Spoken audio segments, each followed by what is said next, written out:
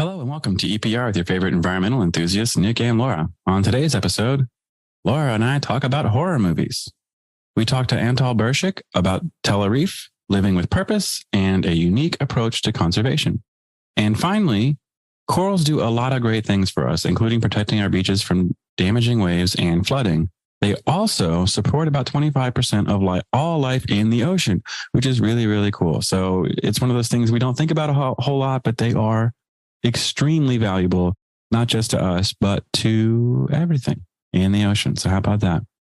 We needed like a t-shirt that says like down with corals or something. You know what I mean? Like we'll work on that. We're brainstorming here, folks. We're brainstorming. All right. Hit that music.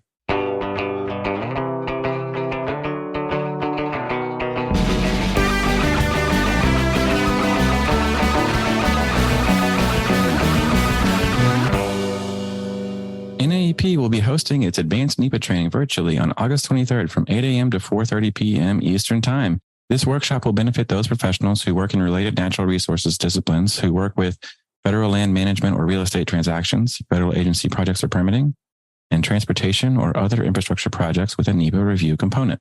Check it out at www.naep.org. Let's get to our segment. Man, did you ever see Event Horizon, by the way? It's a horror movie? Probably not. So you don't watch horror movies? Mm-mm. At all? Not really. Sam, wow, okay. All right, well, there goes the end of that. I've seen classic ones. Like the my parents used to have us watch the classic ones, but then when I got older, I just can't watch them. Is it like a fear thing, or is it like just scary? I have bad enough dreams as it is. That's kind of part of the fun, you know? I don't know. I remember I blame Unsolved Mysteries for this, my love of horror movies, because my brother and I were watching it by ourselves because there's a term for this where you're by yourself as a kid waiting for your parents to get off work. Latchkey kids or something. What is it? Oh, is that what it's called? I know that term. I really hope I'm not misappropriating that. If I was doing a matching quiz, I might get that right. So we had keys to the house. We walked to school, we walked back, and we let ourselves in, got, snacks and watched, afternoon cartoons. I think that's just called Generation X. Yeah. Well, I guess. We're kind of not really. I guess technically I'm still a millennial, so I don't know if that. Yeah. But that's very Generation X. Yeah. Yeah. It was our own devices. The 80s and 90s. pretty common. But I don't know what it was, but Unsolved Mysteries was on late at night. For whatever reason, we were still by ourselves at night and the sun is setting, and they're like, the story was about a serial killer who only kills young boys. It's like, they are somewhere in Virginia. If you or anyone else you know, I'm like, oh my gosh, what do you mean Virginia? We're in Virginia. And looking over our shoulders, my brother and I did not sleep that night, and he's actually calling me right now. I think that was kind of like that initial fear was kind of like a rush. I'm like, oh man, I need more of this. So I think I'm like the opposite. We used to watch that show and it was terrifying, the horrors in the world. I had more of a fascination with true crime. Mm-hmm. My mom still watches. My whole family, they love horror. They'll go watch horror movies without me. I'm like, okay, go have fun. When the comedy comes out, I'll get the invite. Mm-hmm. There we go. But I mean, I don't know. Yeah, something about it. It's just kind of like, I like the fear. I don't know. I like the fear. Yeah, my brother is kind of not that, though. He kind of went the other way. There were certain shows. I couldn't watch Quantum Leap anymore because he got scared. Quantum Leap, which is like the lamest, silliest show there is. It's not scary, but there was a mummy in an episode and that scared the hell out of him. Thanks, Jake. Yeah. Ruining everything. Yeah, I feel like about the third time I watched Gremlins, I started getting scared of it. That's fascinating. What do you mean the third time? Yeah, I don't know. I know I had watched it once or twice before and then I couldn't watch it anymore after that. That's wild. Oh my gosh. I think the older I got, the more fearful I got of things. I don't know. That's funny.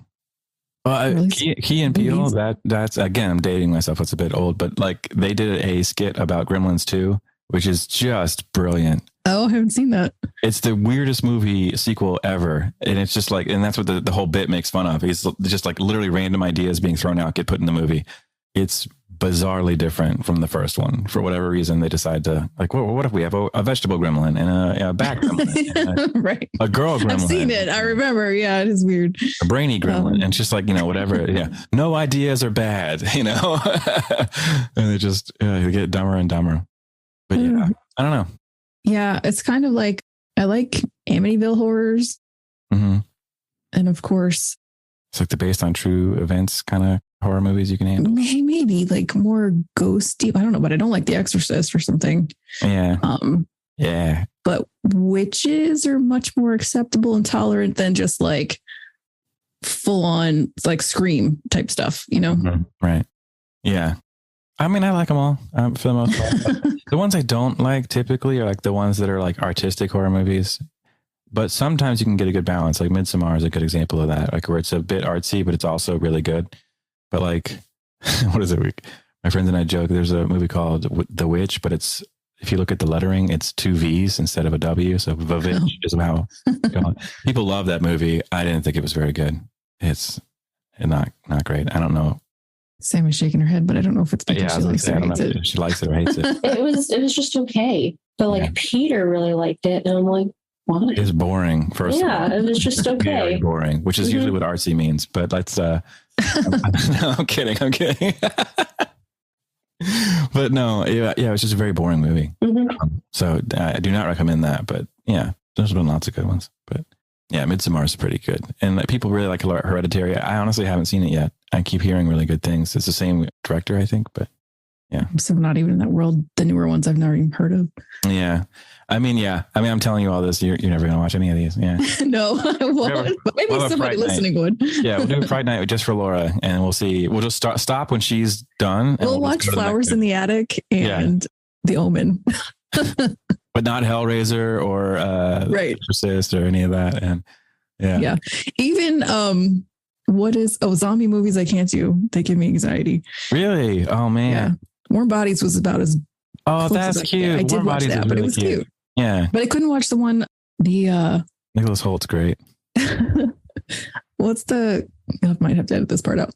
Well, I think, what's the one with Simon Pegg? I couldn't watch that one. Shaun of the Dead? Yes. I mean, I've seen it like twice, but I don't like it. That's such a great movie. I know, but it stresses me out. Oh my gosh. The Winchester. Zombieland too. I liked Zombieland, but it was hard. It was very stressful. Oh, that's very funny. I can't believe we've never talked about this before. I don't know why, but this is great. I love this. All right. Yes. Now we know Laura's kryptonite is horror movies.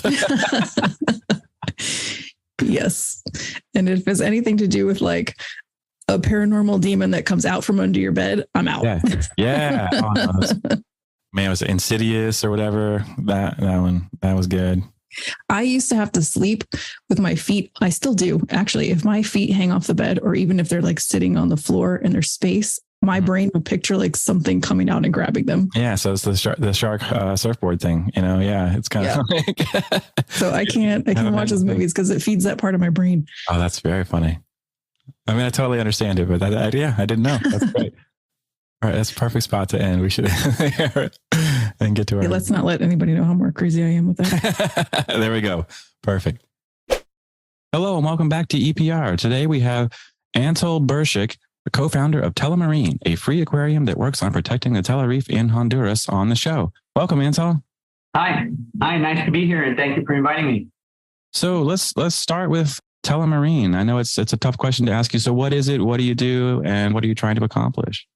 So it's a weird, long story, but we'll do the super, super, super short version of Tela Marine. It started with my wife and I visiting a coastal beach called Tela, a beautiful bay, right, in Honduras, mainland Honduras.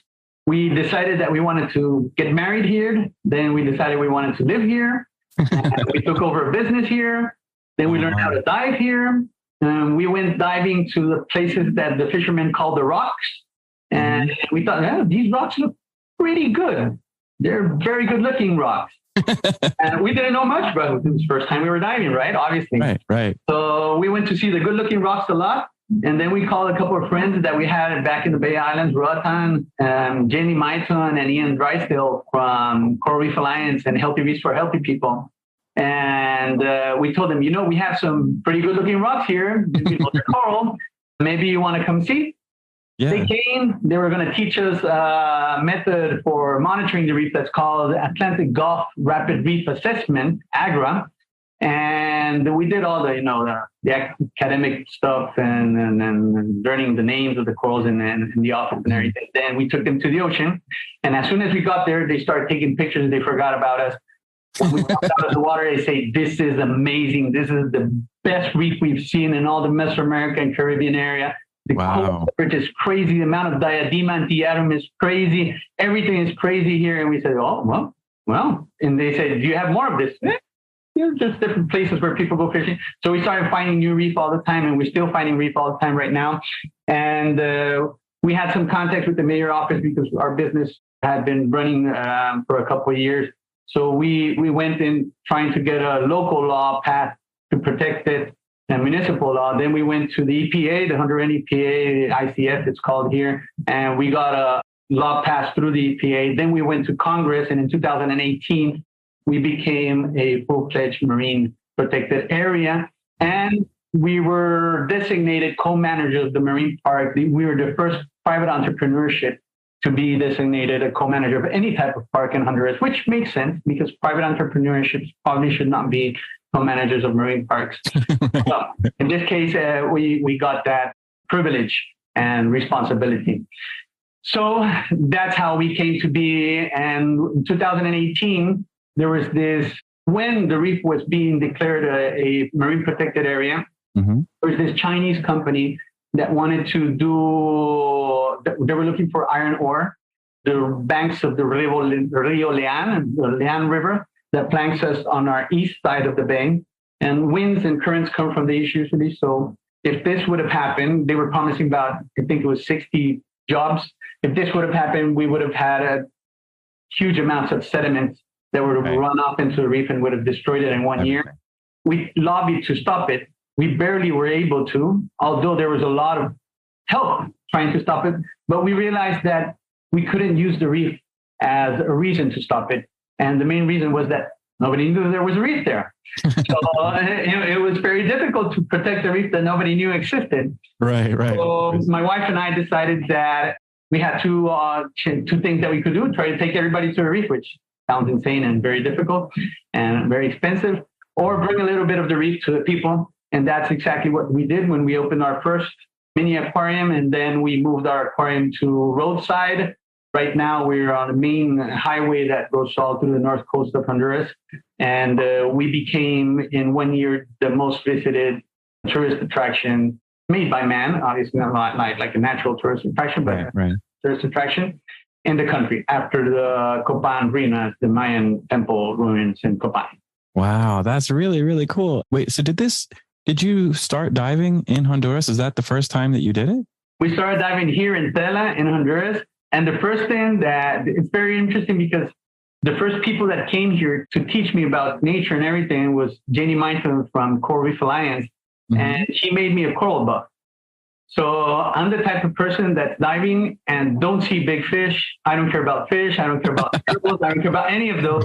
All I'm looking at is coral. Yeah. So this very weird situation because I take a lot of people diving and I come out like, oh, that was amazing. People say, I didn't see any turtles or anything like. That's not the point. But obviously, corals are not that charismatic as a nice turtle or a big shark. But yeah, I'm a coral person. That is so fun. So there you go. I love that. That's how it started. That's so fun. So, but what do you do on a day-to-day basis? What is your work life like? So at this moment, this time of the year, we have Operation Wallacea. Operation Wallacea is the biggest expedition tour operator around the world. It manages two types of clients, school kids and university students. We only get university students here in Tela, and these university students are doing their master's or their PhD degree, or they're doing their dissertations on our reef. So right now we have about 30 students here, and usually what they're doing is a lot of monitoring, and they're working on their projects, right? And this helps us because we have a database that is being used and it's consistent year round. So right now we're doing about 60 to 80 research dives every single day.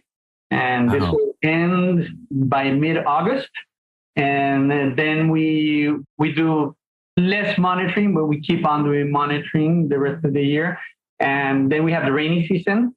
And during the rainy season, diving is not that good. Like visibility, maybe a feet. Right. Yeah. So we give it a break for a while there. And then we go into the mangroves. And mangroves are beautiful when it's raining, and it's just magnificent. So we have things to do. Oh, that's really obviously the aquarium, right? So the aquarium right now we're expanding the aquarium. The aquarium is going to have an area that has like a mini zoo that is a replica of the mangrove. We have to explain to you see the problem about protecting the reef is God, it's complicated, but the reef, everything goes to the reef. Yes. So we have to explain to them why it's important to take care of the rainforest, why it's important to take care of our mangrove lagoons, and why all of this ends up affecting the reef. Yeah. And I'm just so envious of the people who are trying to protect the rainforest because they just care about the rainforest and that's it. And right. It starts up there. But for us, it's we have everything. To do all this work, just to explain everything. That's wow, yeah. So okay. Well, what does make the Tela Reef so interesting? What about it is so unique? Why is it so diverse? So people still don't have an exact answer to that. Tela has many weird things. For example, Diadema antillarum, which died off in 1983. Back then, it was considered the biggest mass mortality event of any marine species ever recorded in history. Just because of the amount of density that we had of Diadema antillarum in all the Western Atlantic, we had 2 to 3 per square meter, and they all died off in about 1 year. Like 99% of them died off. That's like very, very deadly COVID. Yeah. In Tela, we still have the same density as before, 2 to 3 Diadema. And now Diadema are very important because they're the keystone grazer of the Mesoamerican area of the second largest reef in the world. So one Diadema can keep 1 square meter of coral of substrate totally clean from algae. And this permits coral larvae, to settle and grow. And this is one of the reasons why we think we have so much coral. On average, in the areas that we have a high density of coral here in Tela, we have 10 times, 1,000% more coral coverage than any other place where stony coral tertiary loss disease has already gone through. Oh, wow. And 5 times more than the places that stony coral tissue loss disease has not gone through. And we're trying to figure out why Skittle D is not affecting our reef. Although we had a very weird mass mortality event at the end of May, our water temperature peaked at 32 degrees Celsius on the deep reefs and 34 degrees on the shallow reefs. Shallow reefs, wow, we're fine with the 34 degrees. And the deeper reefs, the deeper for us, is 12 to 16 meters because water turbidity is water is so turbid during the rest of the year that after 16 meters, there's very little coral here because there's little water light penetration. Gotcha. But it's very interesting that there was an area of the reef that literally was perfect one day. It all bleached 3 days later and it all died 6 days later. And we're not really sure what happened. No. Yeah. But it's going to be interesting to see that area is going to give us a very interesting thing because we have a huge lab there of a mass mortality event with a high density of Diadema antillarum.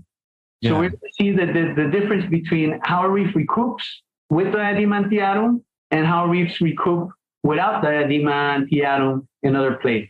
Oh, now, wow. Mass mortality events, for example, what killed elkhorn coral. Yeah. It's not taking an effect here. We have the largest thickets and the biggest colonies of elkhorn coral anywhere on the Caribbean or the Mesoamerican area. Also, the orange band disease that killed barrel sponges didn't have an effect here. And all of these, nobody knows. Nobody knows exactly why. We're still trying to figure it out. It's just an enigma, and it only happens inside the bay. So as soon as you go outside the bay, there's tons of reefs also. They're typical of all the Mesoamerican area. Inside the bay, it's like we're in a protected dome of some type. Miracle dome. Yeah, miracle dome. Miracle dome. That's very sciencey, right? The miracle. Yeah. So, and this weird protection is going on in that area. So we're trying to figure out what's going on, because obviously the answers that come out of this could be very useful to protect other areas and other places. And to find out, look, this kind of pisses me off, because the issue is there's so many things that we don't know, and we don't know because obviously academia has strayed a little bit, and it's being financed by special interests. But we still don't know what killed the diadema 30 years ago, 40 years ago. We still don't know what's killing the elkhorn coral right now. We still don't know what's killing the brow sponges. We still don't know what stony coral tissue loss disease is exactly. And I'm sure if there were a vaccine to be sold for stony coral tissue loss disease, we would know immediately what's killing the reef. And to be a realist, I understand that this takes a lot of money and everything, but I think governments should be investing in this a little bit more, especially those governments that have enough budget to do so. Yeah. And I know we were talking a little bit before we started the interview about your approach to conservation, and this may be a good spot to talk about it. So I know you have a different approach maybe than others do, but why don't you tell us a little bit about what that is? Yeah. So this comparison that we make between several different countries sometimes is not useful in the way that we think we can compare one country to the other. So just to have an example of what's going on and why we have to do conservation differently, it used to be that when I took these kids from Ivy League universities out into the ocean and somebody was fishing illegally, like throwing traps or nets and things like that, we go close to them and we talk to them and, hello, Don Beto, how are you doing? How are your family? And this and this. And we buy a fish from them and we just try to figure out what they're doing. And the kids would go like berserk. Wow, what's going on? Where's the Navy? Where's the why are they stopping? We go like, okay. First of all, Tela does have a Navy, but they don't have a boat. So we lend them when they need a boat. Second of all, we will not use a helicopter unless somebody's really dying. Right. That's the only reason why a helicopter will come. And third of all, I'll explain why. So I tell them, you come from a nice university. Usually sometimes there's somebody from Harvard there. So this works really fine. So you come from Harvard, right? Okay. Did you know that the entire budget for my country in 2018 for 9 million people in my country, all the, the cops, all the nurses, all the doctors, all the streets, was $20 billion for my entire country. Mm-hmm. Okay. And for the University of Harvard, that same year was between $6 to $8 billion, right. Almost half of what my country, just to maintain one university, And they had an endowment of $54 billion in 2018, which was enough to maintain my country 2.5 years. Yeah. This is why we cannot do conservation the same way that other countries do conservation. And the issue is that there's no malintention here. This is not because people are bad or anything. It's just that the international organizations that come and try to help us, they have these models that work in their countries, and they think these models are feasible in our countries. And this is why sometimes all this help really does not help at the end. It just diffuminates into the ether of conservation, and it's gone. Right. And this is why we believe conservation, first of all, is not a nature thing. And this is going to sound like heresy, but we don't care too much about nature. Nature will make it. Nature will make it. Nature has gone to 10 mass extinctions. 6 were really, really bad. One was 98% of everything was wiped out of Earth for a glacial age that actually happened because there was too much algae in the ocean and it just consumed all the CO2 and Earth turned really cold. And we're not here saying algae are really bad because they almost killed the planet. Right. But nature has millions of years to come back. And humanity doesn't have that amount of time. So we actually think that we need to save nature because we need to save the most beautiful and amazing thing that Earth has, which is human consciousness. Like human consciousness is this incredible, amazing miracle. I don't know if you believe in science, God, or whatever, but it is an amazing, incredible miracle. Just think about the amount of mass out there, like billions of stars and everything, and the mass that it takes you to be there has that privilege of knowing that it exists in the middle of nothing, and to be that humble and know that you're nothing in the middle of this huge universe, and to be that selected little bit of mass that has that knowledge, it's just a crazy miracle. Yeah. But unfortunately, we've been taught So I hear it even more all the time. All these kids that are coming from these nice universities, they're telling me like Earth would be better without humans. And this is like a consensus. Like humans, no more humans. Humans are the worst thing. Earth would be better without humans. And usually I go back at them by saying, okay, imagine that the moon is out of tilt and it's going to hit the Earth. And the Earth is just going to blow up. Right. We need to save one animal, one species. There's going to be frogs. There's going to be palm trees. There's going to be dolphins. What do you think it's going to be? And why? Mm-hmm. And once you think about that one, you start in understanding that, yes, we are super special. And I also put it another way because they tell me, oh, but we're so invasive and everything. Right now, there's a huge invasion of lionfish in the Caribbean and Mesoamerican area, right? Right. And I tell them, well, lionfish are trying to take over. And, lionfish, I don't see them pondering the ethical consequences of eating all the other species and them taking over the Caribbean. Mm-hmm. And this is what makes it special, that we do ponder about these things and we do care about these things. But to care about these things, first of all, we need to be in a social situation in which our lives let us care about these other things. And then there's the other thing. So, for example, imagine if there's people that in my country that don't have money in other countries, now even in the States, that don't have money to pay for their mother's insulin or to take their kids to school, to a good school. So why would these people care about a dolphin? They have more present things to care about. And conservation starts with empathy. We need to create empathy in people. And we can create empathy even in that person that doesn't have the insulin. That person is capable of empathy. That's beautiful about humans. Yes. Even that person can have empathy. But we cannot tell them and point at them and tell them, you're a bad person because you're making garbage, you have a big CO2, and they're just trying to survive. This is not the way. The way is to create empathy. Once you start creating empathy, then we go to a second phase in which we try to figure out ways for them to have the means to make a change. And this is very important because even if you had all the will in the world to make a change, if you don't have the means to do it, there's no point, Yes. And so, for example, we just installed solar panels here in the aquarium because it's now economically viable to do so. Right. And I think the people like Elon Musk right now are actually doing more for marine conservation and climate change than many biologists or actual conservationists like I am. Because this is how you actually change things. You make them economically viable so you can give people the means to make a change. Once you give them the means to make a change and they have a little bit of empathy, they'll use their means. Yeah. And so when you have like the project, like the Chinese project where they went to do iron ore and you have to talk to people, so you're already automatically out of the natural environment, right? You're already saying, okay, we have something coming up and we need people, we need empathy to keep this bay safe. How do you go about doing that?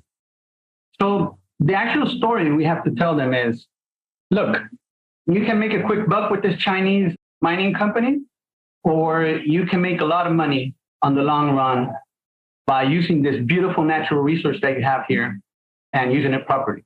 And it'll be good for you, for your kids, and the kids of your kids. Right. That's what we have to tell them. Because they're in a situation in which they should not care. First of all, people, we're humans, and we should not have empathy for things that we don't know, we don't touch, we don't understand. So why would they care about a coral? Right. But they do care about their economical possibilities in the future and of those of their children, which we all care about our children. I hope so. So that's where we should go. That's what we should do. And it's extremely important to push that idea in the correct way, in the way that's more humanistic. Right. And I think once we detach that humanity from conservation and we start saying that the conservation is best if there were no humans, right? Then, what is conservation then if there's no humans? Like this make absolutely no sense. Right. Yeah. Yeah. And so but there still have to be challenges with that approach too. I'm sure that it's not as simple as being like, talking to a person. So what are some of those challenges and how do you kind of overcome them? So for political challenges, there's all types of challenges, like political, social, and all these things. And the only way to actually fix this problem is if a group of people, hopefully entrepreneurs, are willing to go all in for the long run. And I see one of the big issues right now is that NGOs, they want to help and everything, but they want to tick in a box and they want to see a result in 6 months. So what we're trying to do in Tela and in Honduras is change people's minds and hearts, make them proud of what they have out here. That's one of very important thing as a nation and as a country. We have very little cultural identity, and this identity has been lost because of several things. And I go first with social media, and I'll just give you a simple example. I bet you that when you were, how old are you? You're too young. But maybe when you were like 12 years old, you were riding around on a bicycle somewhere or doing something like that, and you were not buying newspapers, or were you? No, right? I remember it, but yeah. I was not buying newspapers to try to find out the news or anything. And I figured out that we're indoctrinating kids here in Honduras right now. They get their cell phone at a very young age, and they start being fed these amount of lies, horrible lies, like we live in the most dangerous country. We live in the most corrupt country in the world. All these are lies. Mm-hmm. All these are lies. Like if you go into the internet right now and figure out the statistics, like San Pedro Sula has 41 homicides per 100,000 people, which is high, but St. Louis has 48. The state has more homicides in the city in the state. And that city has 10 times more cops per capita, 20 times more police cars per capita, and people earn about 3 to 5 times more than an average San Pedrano. And everybody gets to the hospital between 15 to 20 minutes after being stabbed or shot, which is not the truth here. Which makes us think, well, what's worse here? And now there's cities in Mexico that have 220 homicides per every 100,000 people. And nobody's saying like Mexico is the most dangerous place in the world. And we're being caught in this political situation in which the American left says that we have to be safe because we're in the most dangerous place in the world. And the extreme right is saying that we're all just a lot of narcs and bad people. I want to kill people when we go to the States. So whichever side you pick, we're screwed. Yeah. And all this information is being fed to our kids. By the time they're 18, right, they actually believe here in Honduras that they live in the worst country in the world, which is absolute not. And they want to do one thing. So this is the type of citizen we have right now. Either they want to leave as fast as they can to where Hollywood sold the idea that you can do what you want in your life. So it's your fault, Right. So they want to go there. And the other thing that you see is they don't want to comply. So I don't want to pay my taxes. I don't want to pay my electricity. I don't pay. If I can stick it to the government any way I can, it's good because these are all just corrupt, bad people, which most politicians are a little bit, here and there and everywhere. Mm-hmm. But it's part of a situation that is just festering and make it worse and worse and worse. So what we're trying to do is create national pride. And these young countries like the ones that we have here, I make the reference to a Parisian. Imagine a Parisian, and I go to Paris and I tell him, that Eiffel Tower is old and rotted and you should just throw that thing away and just destroy it. What? You're crazy. Well, we don't have old buildings, but we have beautiful, incredible natural resources. And this should be our sense of pride. And imagine natural resources, sense of pride, conservation, they all go together. Right. So that's why we have a free aquarium. That's why we want the most amount of people to come here. And no matter what type of social background you can come in as many times as you want in here. Also, socially, it makes a lot of sense because nowadays, entrepreneurs are not seen in the best light, especially in countries like Latin America. And we don't want people to think that we're making money out of the reef. We want them to understand it's their aquarium. It's not our aquarium, right? It's their reef. It's not our reef. It's their natural resources, not our natural resource. And it's all of us Hondurans that should be proud of what we have here. Yeah. And that's a great message. It really is. And so the work that you are doing at the reef, are you doing, you say you're doing research projects. Can you talk a little bit about what those are too and how you're bringing in students and teaching them about what you do? Okay, so we're getting a little bit smarter with our research projects. Usually, we've let the students decide what they want to do research on, and well, that inevitably takes to push things. They're things that are in vogue, and they're not necessarily the things that we need the answers for. Right. And I understand academia is very complicated. I wouldn't want to be in academia. It's dog world out there. Everybody's fighting for impact factor, and the peer review system is a little bit complicated also. Yes. So we're trying to figure out how to get more people here to answer the questions that we actually think would be helpful for our local community, and also would be helpful for the reef, the Mesoamerican reef in general. Now, this doesn't mean that if somebody's doing any other type of, for example, there's a kid that was doing stable isotopes in the retina of a fish to try to figure out if the fish was migrating from the bottom of the ocean to shallower areas, because with stable isotopes, the eye is treated like an onion with layers, and you could see back in time what he was eating 3-4 years ago. And it's nice. It's interesting to know, but we really don't, I even have this issue with kids sometimes.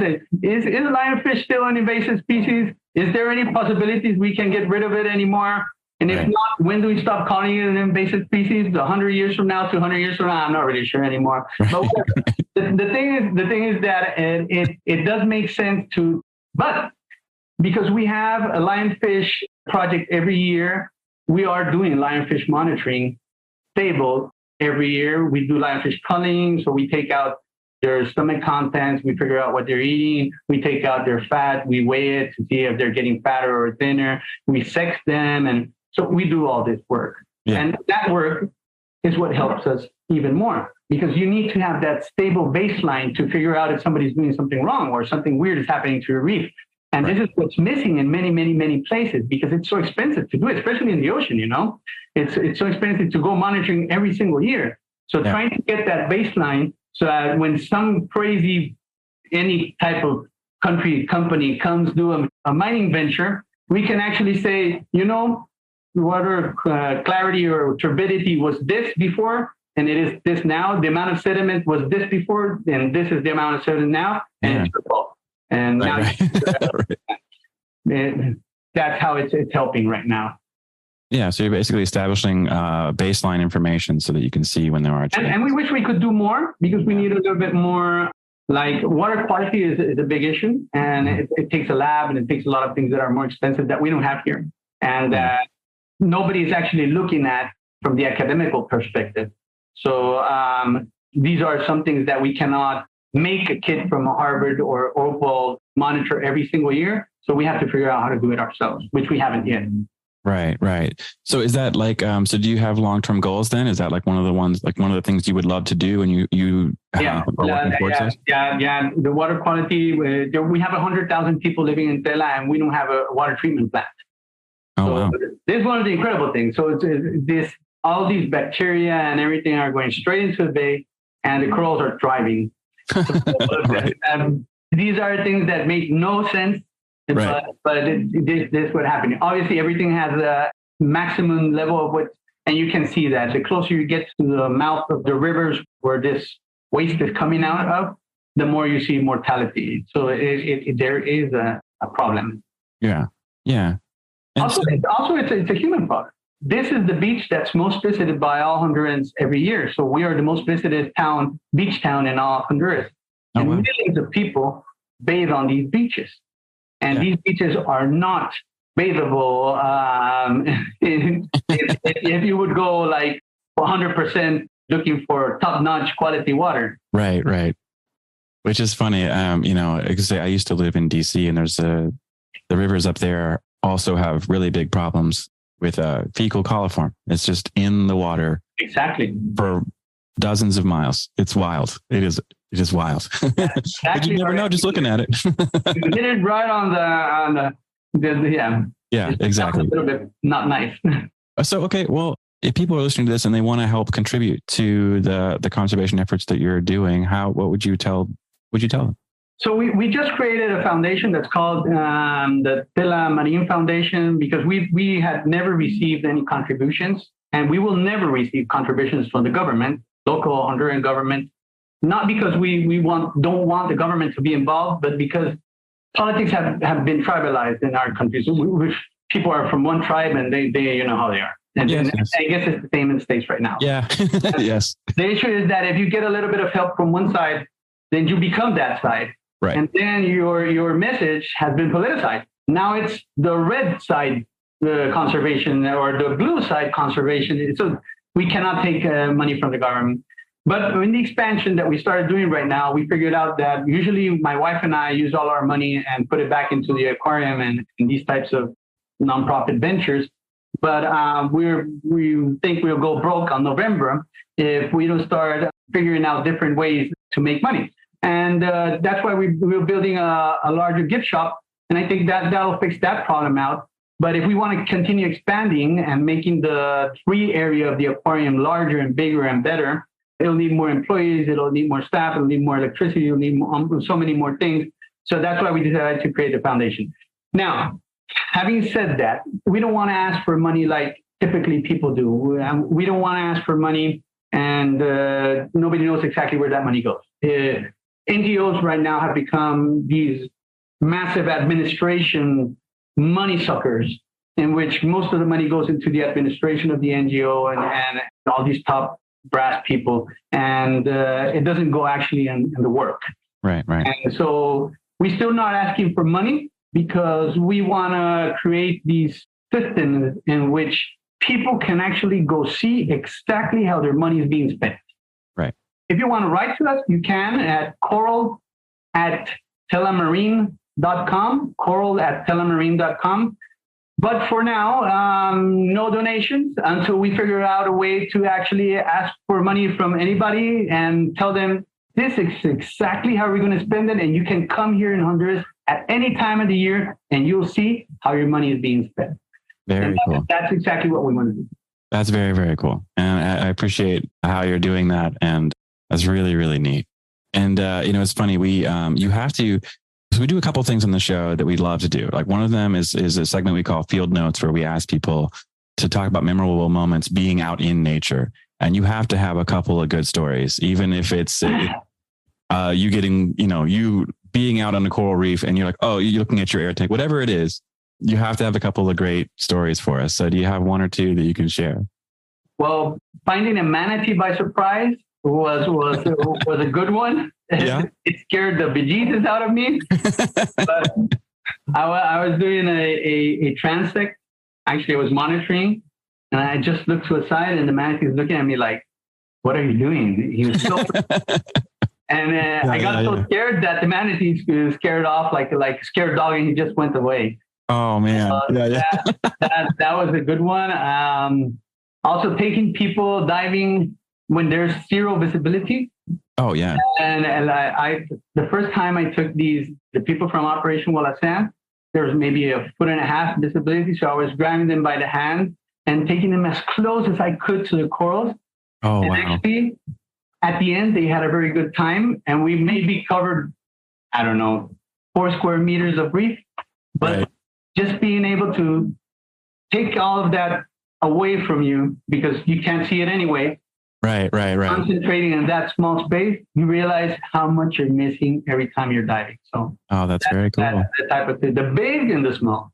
Right. Yeah. And it's so funny though, because like whenever I think zero visibility, shocked, even being shocked that there's a manatee next to you, you don't even realize it. My first thought's always like the movie Jaws. I can't help it. It's sharks. They always pop into my head. I never think I'm going to get eaten by a shark, but I'm just always like, oh, there's sharks here. There's sharks everywhere. Do you ever have you had that? Well, when we would dive, when we know there's sharks and everything, I don't know why. When my head is out of the water, I feel nervous. Yeah, that's exactly. Yeah. It's like, okay, no problem. Sharks there. Yeah. I totally feel the same way. That's so funny. I think it's the movie. The movie's been ingrained in our head, and we just feel that if we're swimming on top of the water, it'll just come and grab us and kill us. Yeah, and that's it. Life. But as soon as we put our head underwater, this is another movie. Right. It's Finding Nemo. Yeah, you're swimming along, seeing everything. Oh, that's so funny. But yeah. That's how much influence the Hollywood has on Yeah. I mean, yeah, my brother like refused to go in the water for like a decade because of that movie. We get And he that was too young. He saw it when he was too young, you know? And we get saltwater crocodiles in the ocean also here. Oh, wow. So that's another one also. We usually don't disclose this too much. We have videos we have videos on drones and everything, them swimming under people and everything, and we're keep it. Yeah, right. Oh my gosh. Yeah. They won't do anything. They haven't done anything in the last 100 and something, 200, 500 years that there's been people in Tela. And right. they probably won't until at least if there's food. There's still food in their lagoons. So, yeah. Well, that's too funny. But yeah, I mean, I love it. I really love hearing about those kinds of things. But I want to close this out on a couple. One thing that you had in your blurb, you know, in your write up for the show, was talking about living a life with purpose. And it does seem like you're doing that. But what does that mean to you? And how would you tell other people to pursue that? I think one of the saddest things that's going on right now in the world is that people are moving around like zombies. They don't have purpose. I say this because I wish people could find happiness. And if happiness, not in a way that I heard this person say not long ago, that you shouldn't look for happiness, you should look for an adventure in your life. Yeah. Because happiness may be difficult if you're in prison, for example, but you may look for adventure. And I think purpose can give us both that happiness and that adventure that we need. And the best way to do it, because, you know, people say, I don't care what people say about me. And this is the biggest lie in the world. And then you see them in this big, huge car with beautiful rims and super clean outside the car. Why do you do all these things? Why do you live in that big house that you don't need? Why do you live? Because in a way we care about what people think, right? Mm. And we should. We are social beings, and that's what makes us beautiful. And the best way to look for this purpose is to find something that you can do well. We all can do many things well. And one of those things, find out if you're good at them and try to put it in service of other people. And that'll also bring love to you, you know, because people will feel grateful for what you're doing, and some won't, obviously, but that's how it is. But many will. And that feeling, I tell people, if you think back in the happiest moments of your life, usually it's not when you bought something or when you were drunk with your friends doing something. Or it's usually when you see somebody that is happy or has been changed because of what you've said or what you've done. Yeah. And that's what we're all looking for. We're looking to make a difference. We're looking for purpose. We want our lives, our second here, our millisecond on Earth, to be worthwhile. If that's being taken away from people, which I think it is by being so materialistic and everything, it's pretty sad. Yeah. Yeah. 100%. And like I say, I hate we're running out of time. I know we could probably talk for another hour and a half, but before we let you go, is there anything else you want to say? Well, just try to get a little bit more empathy. Look for empathy in the things that you don't understand. Anything. It doesn't have to be conservation necessarily. It can be anything. As long as you are curious and you really want to find out the truth and you look for empathy, I think you'll have a good life. Yeah, that's a great message. And last but not least, where can people get in touch with you if they'd like to? So coral@telamarine.com. Coral@telamarine.com. Okay, perfect. Thank you, Antal, so much for being on the show. Really appreciate it. Bye. And that's our show. Thank you, Antal, for being with us today. Please be sure to check us out each and every Friday. Don't forget to subscribe, rate, and review. See you, everybody. Bye.